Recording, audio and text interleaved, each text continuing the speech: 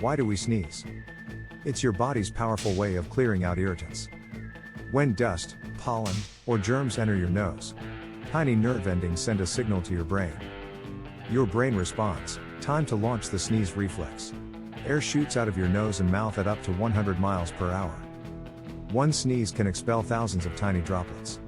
It's your first line of defense against invaders. So next time you sneeze, remember, your body just fired its natural defense system.